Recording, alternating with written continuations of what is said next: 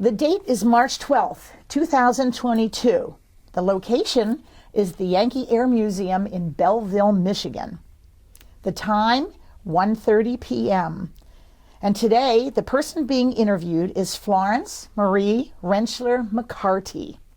Flo was born on August 4th, 1923. Flo worked at the Willow Run B-24 Bomber plant and served in the U.S. Navy during World War II. This interview will be conducted by Claire Kitchen-Dahl. This interview will be videotaped by Gary Delisle. Family observers present are Denise Leninger, Sandy McCarty, Dee McCarty, Jennifer Gillespie, and Vaughn Gillespie. This interview is being conducted on behalf of the Oral History Project at the Yankee Air Museum in Belleville, Michigan. Flo, thank you for sharing your memories of working at the Willow Run B-24 Bomber plant and of your service in the U.S. Navy during World War II. By preserving your story of working on the home front and serving in the military during those war years, our national narrative will be more complete, honest, colorful, and accurate than it is right now. Primary documentation is vital to any study of this global conflict, and the National Veterans History Project appreciates your willingness to help fill in those gaps. So for the record, and to get started, would you please give me your full name, including your maiden name? Florence Marie Rentschler McCarty.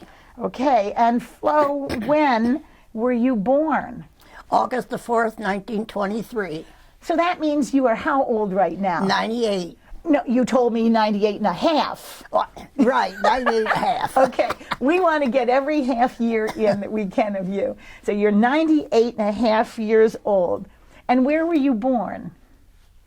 Pardon? Where were you born? Ann Arbor, Michigan, to U of M. Okay, U of M. Well, there it is. Go blue. Right? Right. In our initial conversation, you mentioned that you were adopted at birth and told me a funny story about being a trade-in. Would you share that story with all of us? Yes, my adopted mom got a boy at first, and he cried all the time, so she took him back, traded him for me. So it worked out perfectly. You were a quiet baby. Good. At least you were quieter than that little boy. All right, that's wonderful. What are the names and occupations of your adopted parents? Let's start with your father. Who was he? James Rentschler. Okay, and we have a picture of him. Where was he working with this picture that we have? He was working for the railroad. Which one? Do you remember? No, I don't. Oh, I think it's the Pierre Marquette Pierre line. Marquette. Yeah, right. And you said that he also worked in a machine shop? Yes. In what city? South Lyons. Okay. So he was busy at this point. How about your mother? What was her name? Anna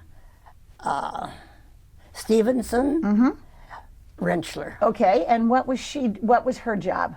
She was just a homebody. Well, you can't just say just a homemaker, because moms are busy. They do all kinds of things. They might not work out of the home, outside of the home, but they're busy working all the time. So she was a homemaker, and we have a picture of her too, standing in front of a house in a long skirt. So these are nice historic pictures. Did you have any siblings? No. All right, so you were a single child. Right. All right, was it fun or was it lonely or what? It was kind of lonely. Where did you grow up? In South Lyons. Okay. And what do you remember about growing up at your house and things that you had to do around the house or anything? What were those early years like? Yeah, as I got a little older, my job was to water the plants, and I hate watering plants. You still hate watering plants? Well, you know, we can always blame things on our childhood, can't we? All right, what else? What kind of a house did you live in? It was just a wooden house. All right. Frame home. Did it have electricity? I don't remember. Okay. How about... I don't think so. No? Okay. What about plumbing? Indoor plumbing? Yeah, I had indoor plumbing. You did? Okay. And did you have a car? Yes. What kind? Chevrolet. Well, There it was. Did you learn to drive that Chevy? Oh, no. Who drove it? Just your father? My dad. That was it. It was his car. Yeah. And we had to go from there. Did you have any pets? Always had a dog. Okay. Do you remember any of their names? No. Nope. Okay. But these were dogs that were good companions. Right. All right. Now, this all gets us into the war years because you were 18 years old when Pearl Harbor was attacked in December of 1941. What do you remember about that day and the news? Well, it was very alarming, and we were really, sort of nervous about it, you know. Sure. Did you hear it on the? Did you hear the radio? On the speech? radio, yes. Okay, so you got to hear Franklin Roosevelt talk Yes. about World War II. Oh, that's incredible. And you were in high school, so therefore, did you have any high school friends join the service? Do you know? At that point, did any of the boys in your class go into the service? A couple of them went into the Marines. Okay. And they were stationed at the same base that we were. Wow. And we run into them one day. Really? And it was nice talking to them, you know. I'll bet. That proves that it's a small world, too, doesn't it? Yes. Yeah. You were surprised. It is. Okay. What was your educational background? High school. High school? So where did you graduate? Northville High. Northville High School in June of 42. Right. So you basically had another half year of high school after Pearl Harbor. Yeah. All right. And we have your graduation picture that we're putting in this video. You were beautiful. I'm sure all the boys were in love with you. Well, I don't know about that.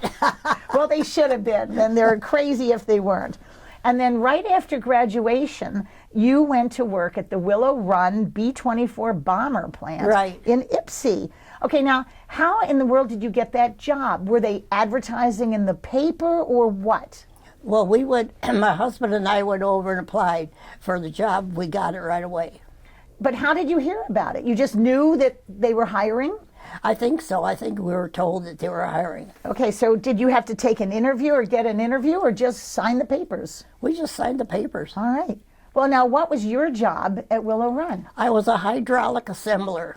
And what does that mean? What were you doing? I worked inside the fuselage, and I put the hydraulic lines together.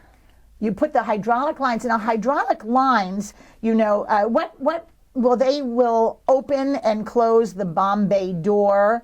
They control the flaps on the plane. They raise and lower the wheels, and they work on the brakes. Do you remember which part you did? The brakes. The brakes. Now, how did this work? What did you do? I mean, did an airplane come to you on an assembly line? Yes, it was an assembly line. When we got through with one, another one would come along, and we'd get into that. How did you get into these planes? They had steps going up. We walked up. And you just walked up Yeah. and sat in a plane? Mm-hmm. And then how did you connect these things? Oh, we just connected them with some gooey substance that they had there, and we made sure that they were good and tight. And I thought all the time that I was putting them together, this has got to be perfect. Why? Why did you want them to be perfect? Because we knew that those men depended on a safety. Good for you. That's the attitude we need in all of our workers, but I love it. So you were getting into the plane, sitting on the floor of the fuselage at that point? Mm-hmm. And you told me that it was not necessarily real comfortable. You had to sit cross-legged? yeah, I had to put our legs underneath us, like squeezed in. Squeezed in. You and another Rosie, usually one or two people? Yeah. Okay. And did you wear gloves or anything for this glue you were using? I don't remember wearing gloves. Have you ever had trouble with your skin or No. anything? No, never did. So whatever. So you were basically gluing hoses together. Right. Were the hoses already in the plane? Yes, they were already there. We just had to connect them. And did you have to bring the glue with you? No, everything was there for Everything us. was there. And then what would happen when you were done? You would climb out of the plane and Another one would come along and we'd get into that one. and there it was. How long do you think it took to connect each of these when you had to deal with each plane? Probably half an hour. Really? Okay. Was it hot inside those planes? Yes, it was warm. I'll bet. Dark? Sort of, yeah. All right, all right. Did you have like a pocket with aprons holding any of the things you needed, or was everything already in there? It was in there. All right, all right. So the factory itself, did you feel that it was clean? Yes. All right. What about, was it hot? It was warm, yes. It was warm, all right. And in the winter, was it warm or were you freezing cold? It was cold, sort of cold. All right, well, you know, they weren't probably worrying about the comfort of all their workers that much, you know. The point was to get these planes done. That's right. Yeah. What about noise level? Was it a noisy factory? It was sort of noisy with all the riveting. But you were quiet. You were just inside. I was inside. Connecting. Were you and this other Rosie ever able to talk to each other, or did you not? You just did your work? Yeah, we could talk to each other. Okay. Was it always the same Rosie you worked with? I mean, were you teams? No, there were different ones. Okay. So you just got in, could sit with your legs underneath you, chat while you connected these hydraulic pumps. Good grief. Did you get special training? Yes, we had to go to classes first. How long did your classes last? Or how long did you go to class? Probably about a week. Really? And you had to learn all about these tubes and what you were doing? Right.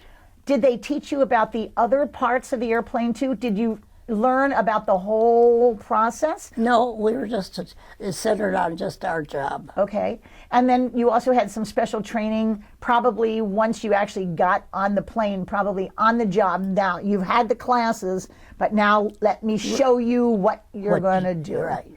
All right. You know, many people who worked at the factories never saw the finished product. They only saw their little part of that assembly line. And that's why during the war, they had air shows, because the air shows were not only entertainment, but this gave the workers a chance to see what the whole finished product looked like. It gave taxpayers the sense of, oh, this is where my money is going. This is where my taxes are going. It encouraged people to buy war bonds. And sometimes it even let you sign your name inside the bomber so that you could have a special note going to your boyfriend or anything. Do you ever remember putting your name or a mark or anything in the planes? Not at the time that we were working. Did you ever do it before? It sounds like maybe you did. I did afterwards, here last year, when over at the airport over in Pontiac, and they brought I think it was a B-24 they brought in. And I could walk up in there and they had me sign my name. Well, hooray. Good for you. I love it. I don't have my name inside a B-24. Of course, I didn't work on them either, but how wonderful to know your name is in one of these flying warbirds, World War II warbirds. What did you wear when you worked? Coveralls. Do you remember, were they blue? Were they brown? What? Blue. Blue, okay. And did you like wearing them? Not really. I'd never worn pants before. Well, it's kind of nice, though, to wear pants. It's comfortable, at least, you know. And there it is. And what about in your hair? Did you cover it, or was it okay not to? It was okay. I had short hair. You had short hair, and you weren't riveting anime. No. So you weren't going. Did you ever get glue stuck in your hair? No. So you were nice and neat while you did all this. Do you remember joining a union? No, I don't. All right, good. I don't think they're. I'm not even sure. I don't think they had unions then. Yeah, the other women we've interviewed also said no unions, but we're always just double checking in case somebody had a special union of some sort. Do you remember how much you were paid? Oh yes, $1 an hour. Well, good for you. $1 an hour, and that was equal pay, men and women. So that was good pay. That was a lot of money, you know. And what did you do with all that money that you were getting? Oh, spent it on groceries and clothes. And did you ever buy any war bonds? And war bonds, yes. You did. All right. Did. So there it is. Good. Well, it sounds like you were, you know, having an exciting job, making a good amount of money, which is what you had wanted to do anyway, and saving a lot of it. So that's wonderful. It's very responsible. You started working at Willow Run in June of '42 when you graduated from high school. And then very quickly, in August of '42, you married David McCarty. Now, you were only 19 years Right. old, which means you were a young, beautiful bride. Because again, we have your high school picture. Did he work at Willow Run also? Dave, did Dave Yes, work? he did. He did. And where did you meet him, or how did you meet him? I met him when I was in senior year in high school. His sister went to school with me, Oh. and she introduced me to him. Okay, well, good. Did she work at Willow Run? No. No, okay, so it was just the two of you. Well, tell us about this wedding as a young 19-year-old bride. Where were you married? In Salem, Michigan. Okay, and was it a big wedding, a small wedding? What do you remember about that ceremony and that day? Well, it was a small wedding. It was at the church. The reception was in the basement.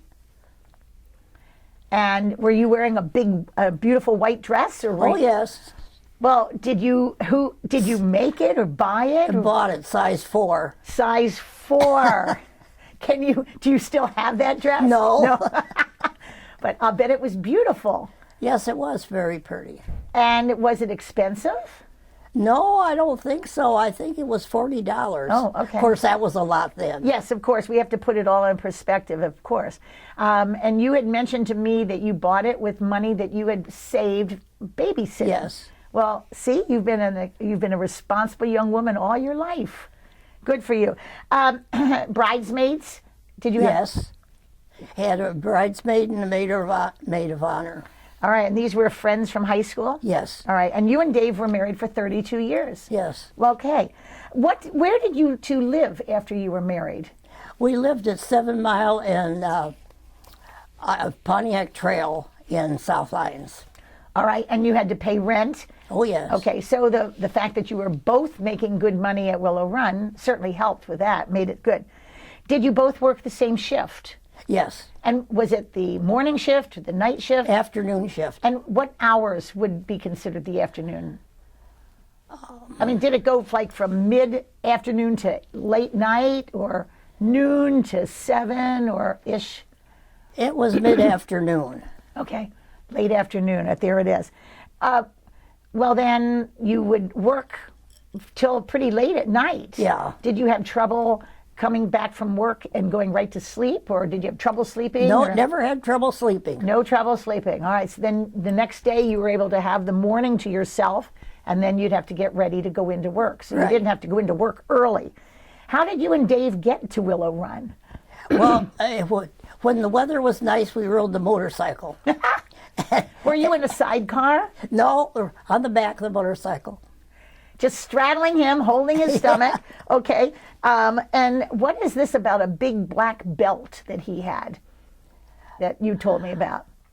Oh, that was put around me to hold me on. So that you wouldn't fall off. And at one point you said because he was afraid you might fall asleep on the way home and just tip yourself right off the rail. Right. Well, see, you didn't have any trouble. So there it is. You had no goggles? You didn't wear goggles in those days, I don't think. No, No? Any helmets? no, Did you ever have any accidents on this motorcycle? No. Oh, good grief. Did he let you ever drive the motorcycle? Oh, yes. Coming through Ann Arbor one day, that he said, we'll stop before we get there and you can get off and I'll go drive. I didn't pay attention. I just kept driving. Drive right through Ann Arbor. Good for you. And that was the only time he let you do it? Yeah. Because you weren't following his directions. Right. There it is. And then did you ride this motorcycle in bad weather? No, Oh, okay. Then what, did you take a bus or how? I had a car. Oh, you had a car. What kind of a car? Do you remember? I don't remember what kind of car. All right. Well, I don't think I'd remember the car either. The motorcycle was a much more Right. fun. More- I mean, that was the most way to memorable. do it. It is the most memorable. Did you even do it in the winter? No. No. Okay. All right. Now, because you'd be working over the dinner hour, you said you always started with a big lunch to keep you from getting too hungry. Do you remember what your favorite restaurant was? The Bomber restaurant. The Bomber in Ypsi. Ypsi. Okay, and we've all been there many times. It's been there for years. Well, it certainly has been. Excuse me. Yeah, well, the Bomber restaurant is famous too, and the decoration is all World War II, and so Right. whenever you go, you feel right at home. Right. All right. What else do you remember about eating when you were working at Willow Run? Well, they had a wagon that they drove around. We just laughed and called it the ptomaine wagon. Ptomaine wagon. It had sandwiches and fruit and stuff on it. All right. So sometimes you would buy your lunch. Sometimes we would buy it. All right. And then you just ate a small snack when you got home? Or you didn't, maybe you weren't even hungry enough at that Wasn't point. even hungry. All right, good. So that's fun to think about. A ptomaine wagon. Did you ever get sick? No. Oh, okay. It was just a nickname for that thing. What about your check-in or check-out process at the work? We had time cards that we had to check in and out. All right. And did you wear a badge of some sort, an Yes. identification badge? All right. Did you make good friends while you worked at Willow Run? No, not really. It was in there because it was our important job, but we didn't socialize that much. Right. So you could be friends on the work line. Yes. That's what people call today temporary friends. Yes. You're socializing and friendly with people, but these are not lifelong friends at this point. What about supervisors? Did you have any women supervisors, or were they all men? They were men. And were they nice? Yes, they helpful, were nice. Respectful? Yes. All right. So you really didn't have any working complaints? No, not at all. Good. Did you enjoy working at Willow Run? Yes, it was. Well, we knew we were doing a job that was important. All right. Well, and it was important. There is no doubt. By May of '42, the worker shortage in this country was immense because of the men going into the war. And 6 million women answered the call nationwide to go in. And you were one of those 6 million. I was one of them. That's it. While you were working at Willow Run, you were pregnant, you told me. Was it hard to do your job as a pregnant woman? No, because I wasn't pregnant that long. Okay. All right. And then you quit at Yes. that point. All right. You quit to give birth. And you had told me a little bit about your daughter, Rolene. What was the nickname you gave her? Tiddly boo. Tiddly Boo. All right. Because she was so little. All right. And it's a sad story. She didn't live long. No, a couple months. All right. Okay. Well, I'm sad. I'm sorry about that. And that's, a sad part of your story, I'm sure. Did you ever hearing any women on the line wanting or needing child care? No. All right. The government did have to institute child care later on because so many women said, if you want me to work all day, you got to help me take care of these kids. And so they did pass a huge child care law at this point. Well, Dave left Willow Run and he enlisted in the Army. Right. Did you support that decision of his? Yes. Okay. And were you surprised that he joined up? No, not really. Had he talked about it before? Yes. And so many people were joining, so that's what he wanted to do. And where was he stationed?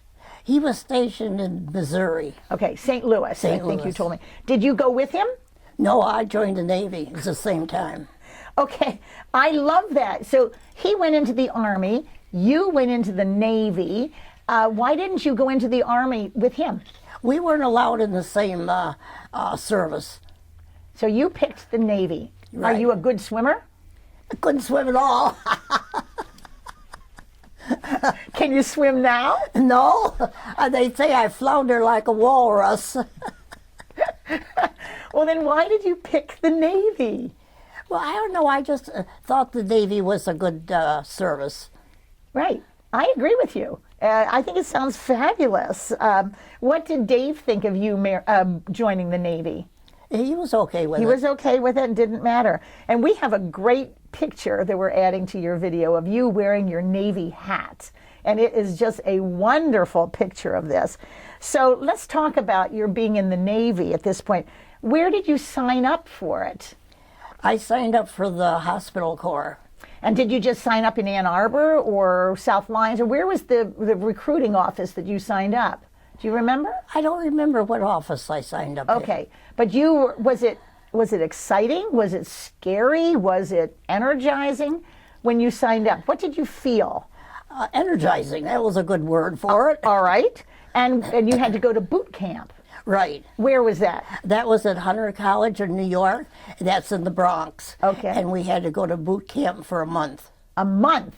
Did they tell you what to take to boot camp, or did they just say, don't take anything because we're going to provide you with everything you need? They provided us with all the uniforms. We couldn't wear other. All right. And so were you wearing like sailor suits, or what were you wearing for boot camp? They were heavy gabardine skirts and shirts and jackets. What color? Blue. Blue, navy blue. Navy There is blue. blue, navy blue. All right. Tell us about boot camp. What was your life like while you were there? Well, it was different. It was something we'd never experienced before. Like in the wintertime, we had to be outside doing calisthenics in shirt sleeves, snow on the ground, and rain. We marched during the rain, and I thought, wow, this is different. Never done this before. But it was exciting, and it was nice. And, enjoyed it. And it was fun. You were all doing it together. Yes. At this point. Now, you also said you lived in the barracks. Yes. All right. Tell me about the barracks. Well, they had inspection, and these women would go, officers would go through with white gloves, and they would, go over the windowsills and doorways, and make sure there wasn't any dust. And ours was the cleanest. We got to have a flag above our barracks if we came in first place, and we usually had the flag. Well, good. How many girls were in this barracks with you? About? Probably about 20 or 30. Oh, okay, then a lot. And so Yes. you think everybody did their fair share of keeping it clean? They sure did. We scrubbing the decks, and we called the floors the decks, of course. Well, of course, you're in the Navy. Yeah. And we kept it real clean, and we had to be on guard duty at night. We served. Did you Make learn sure to no- shoot a gun or anything? No, Okay. just made sure no one came into our barracks. Okay, so there it is. What about food? Was it any good on the base? The food? Mm-hmm. Oh, the food was good. Had beans 3 times a day. And I still love beans. That's my favorite breakfast, baked beans and toast. Really? Baked beans and toast. Were you always just eating baked beans, or did they give you other beans? All different kinds of beans. Okay. Green beans and lima beans, soup baked beans, beans. baked beans, chick beans, I don't know Yes. what else. We got them all. You got them all. Well, good for you. Now, you did mention one time that one meal was no good, and that was a Thanksgiving dinner. Oh, yes, turkey. Well, I turned the piece of turkey over and it was green. It was years before I could eat turkey again. But that was the only time that we had anything bad. Oh, that's great. And that's good that you can say that. Now, what about, were you able to do any kind of relaxing things when you were at boot camp? Did the girls all go do anything on weekends, or? Yes, we went into Chicago, and we visited the No, that was later on when you were stationed, because right now you're still at boot camp. Oh, at boot camp. Yeah. Did you Okay. do anything fun at boot camp? No, not really. Just cleaned your barracks. Yes, but we had a building next to us that had the sailors in there that had come back from the service.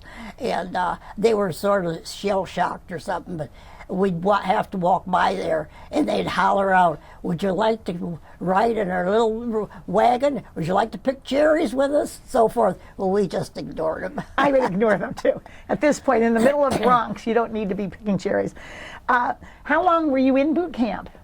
A month. A month. And did they have a big graduation ceremony or No. anything for you? You just graduated at this point. Were you given a choice as to what base you would go to?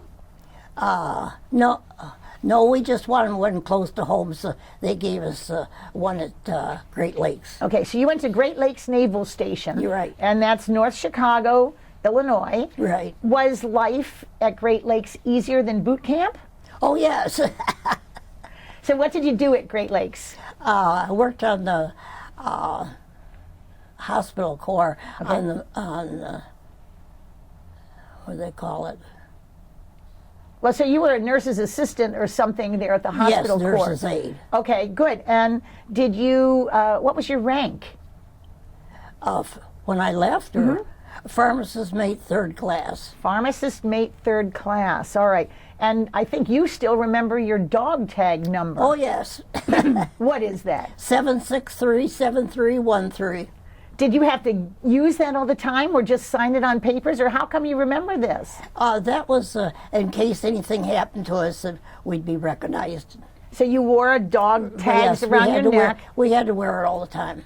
and you just memorized that number. Right. Do you remember numbers all the time now? Are you No. a good number rememberer? I can't even remember my Social Security number. But you've got that dog tag number. Give it to us again. 763-7313. Good for you. Did you like working at Great Lakes? Yes, I did. How come? I enjoyed it. I had a lot of friends there, and some of them I kept in contact with afterwards, and they were all nice. That's good. And you told me that you used to go downtown Chicago to socialize on weekends or when you weren't on duty. Yes. How did you get there? By train. By train. And what did you do when you were down there? Went and toured the different museums. And So you were just a bunch of shows. happy sailor women tourists, right? Right. Just enjoying Chicago like that. Good. Did you ever go visit Dave in St. Louis? I did once. Once, and that was it. All right. Now, and then when Dave was discharged from the Army, he moved to Great Lakes with you, to be with you. Did he live on the base with you? No, he he got a room at a house. Okay, so you continued to live in the barracks. Right. Because you were an active Navy and he had to rent something. Did he rent it with some other men or did he have his own place? No, he rented it in a private home, Okay. a room. All right. Did you get to see him often? No, I didn't. All right. Well, sometimes that sounds like a great marriage arrangement. Yeah, sometimes it is. Okay. And then you were in the Navy only 1 year. Yes. You said, and okay, was there a reason why you didn't sign up for longer? We could only sign up for 2 years. Okay. All right. So you finished your one and then you came back to Michigan. You and Dave came back to Michigan and you then were busy raising 4 children. You have 4 children at this point. did you? Altogether, Yeah. no, 3 children. 3 children there and then Dee was born later. Yeah. Yeah. Okay. And so you've got, give me the names of your 4 children. Who are they there? You've got Skip, but what's his real name? David, Yeah. Deborah, Denise, and Dee. Okay, now, how come they all start with the letter D? Well, I started out with a D, and I thought, hey, this would be kind of neat. I think I'll continue. All right, so there was nothing else to it, but that was just the lucky letter. There Yeah. it is. All right. When you look back on your life during the war years like this, which did you like best, working at Willow Run or being in the Navy? Well, being in the Navy, Willow Run was an important job, but the Navy was more fun. Okay. And in terms of, you say, the importance of working at Willow Run, I believe you have your name on the Rosie Honor Board, don't you? You have a brass plaque. Yes, I out do. here at Yankee Air Museum. Right. All right. Well, you should be proud of that. That brass plaque means that your vibes are in the halls and in the old bomber plant and everything that we know what you did during the war. Did you ever take advantage of the GI Bill? No, I didn't. Okay, because you were getting some severance pay from the Navy. Right. When I left, I got severance pay. All right. And then after the war, you still had a connection to Willow Run because you told me that you worked at Kaiser Fraser. Yes. What did you do there? I was a file clerk. A file clerk. Okay, now this is just a history footnote. The last B-24 bomber came off the Willow Run assembly line in June of 1945, and the war ended with the dropping of the atomic bomb in August of 1945. That was when Ford cut the workforce at Willow Run dramatically and only needed a small number of employees to inventory parts and do things like that because the war was now over. Ford did not want to buy the factory after the war, so the Army sold it to the highest bidder in 1947. In 1950, Kaiser Fraser, who had bought the plant, started producing cargo planes to be used in the Korean conflict. 200 planes were made at Kaiser Fraser the old Willow Run plant. And then in 1953, General Motors leased the building and eventually made weapons for use during the Vietnam War. They made rifles and jet cannons. So Willow Run has served this nation through 3 major military operations. And you should be proud of that too, having your fingers in the pie, so to speak, at Kaiser Fraser. It's exciting. Right. It really is something. All right, now you, at 98 and a half years old, are incredibly active. You told me you drove your car until your kids told you to stop at the age of 95, and that you golfed until you were 93. What other kinds of activities have you enjoyed over the years? I bowled. Yeah? I was a deer hunter. Did you ever get a deer? Yes, I did. Well, tell us. I got a buck, and I named him Brutus. Just because you liked the name Brutus? And when I went with my husband and my brother-in-law and my son and a couple nephews, and I told them when I went in, I'm just one of the boys. You all take your turn doing the work. And so when it come time for dinner, a lot of times we went to restaurants. Or we already know you like beans, so you could have just served all of those boys beans and told them to be quiet and not complain. And I like to fish. Okay. I used to fish a lot. And I sewed, and I knitted, and Well, you're busy. You've done even, weren't you a Girl Scout leader? and I was a Girl Scout leader. All right. Well, see, you did a little bit of it all. Cooking, baking, fishing, hunting. Was that with a bow and arrow when you got Brutus? No, it was with a rifle. A rifle. Was it a lucky shot, or were you a good shot?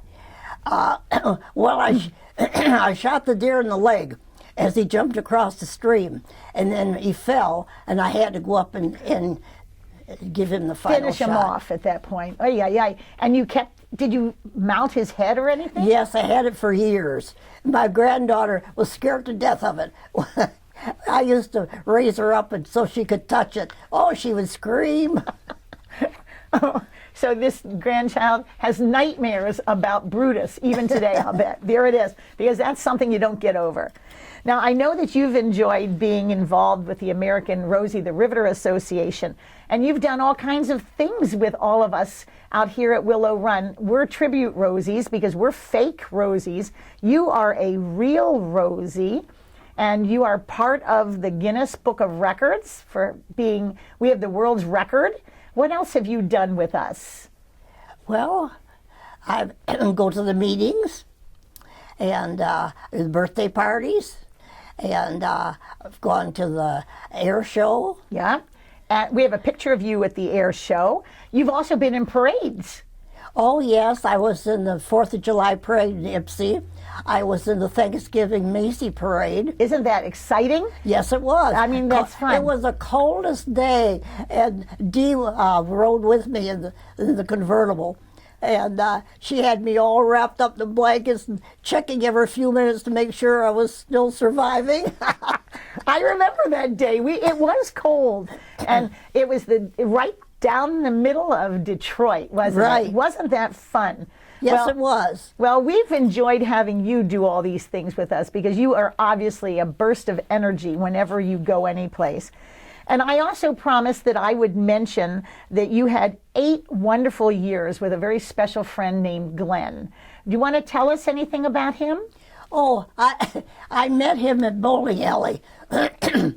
He bowled in the league at one end, and I bowled at the other, but we would meet in the middle a lot of times. So I looked down there, and I thought, I saw him, and I thought, oh, he looked like an old sailor, you know. And you like old sailors. We know that. I think that's someone I'd be interested in. I got to find out if he's married. So when his team came down and met us in the middle there, I started talking to him.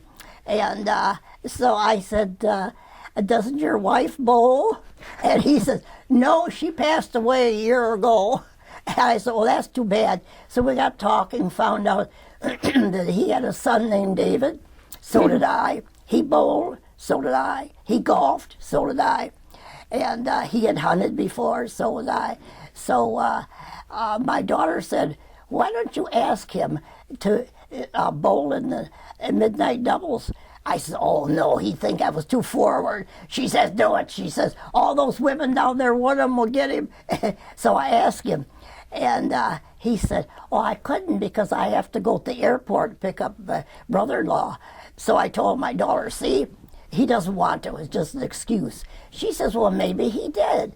Ask him again. So I did, and he says, I'd love to. And so we started going together. And my daughter says, ask him over for dinner because you're a good cook. And I said, oh, I don't know. So I did. He came and he never left. We traveled a lot. We had a really enjoyable time. That was the best 8 years of my life. Isn't that great? And we do have a picture of you and Glenn, so that we will include him at this point. Is there anything else that you'd like to add to this interview? No, I can't think of anything. That covers most everything. Yeah, I can't either. I think we covered your years of Willow Run, your motorcycle riding, your years in the Navy, everything that you did. This is wonderful. All right. Well, then, Flo, thank you for sharing your inspiring story with us. You're most welcome. And thank you for giving your strength and patriotic energy to America in the 1940s and for doing your part to help win the war. You have made a difference in this world. And with your service in the United States Navy, the United States government has acknowledged that you are a veteran of the military and a veteran of the home front. You are truly a heroine, and you should be justifiably proud of your personal legacy.